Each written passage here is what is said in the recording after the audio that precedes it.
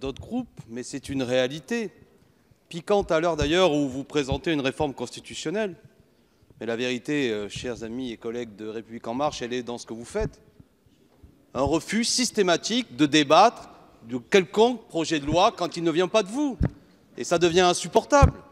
Quel que soit le fond, nous ne sommes pas totalement d'accord, évidemment, avec ce qui nous est présenté. Nous présentons des amendements, nous voulons débattre, car nous pensons qu'il y a quelque chose de fécond dans cet échange, une possibilité peut-être d'améliorer les choses. Mais vous, depuis le début, quel que soit d'où vient une proposition de loi, quand elle n'est pas République En Marche, rejet, rejet, rejet.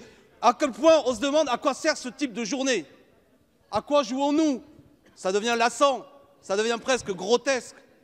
Donc je vous le dis, il y a une forme au bout d'un moment, un théâtre qui consiste à faire croire qu'on va débattre de textes et systématiquement, quel que soit le sujet, vous le rejetez. Et c'est une illustration, au-delà des mots que vous utiliserez, de la réalité du sort que vous donnez au Parlement. C'est soit avec vous, En Marche ou crève, point final.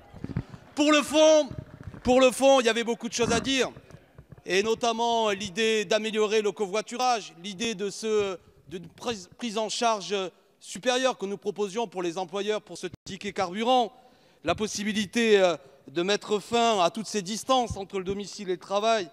Mais j'en dis pas plus parce que mon temps est terminé. Franchement, au-delà du fond, je vous le dis, mes chers collègues, il y a un problème constitutionnel sur la manière dont vous concevez le débat et les échanges avec votre opposition. Ça devient vraiment lassant. Merci.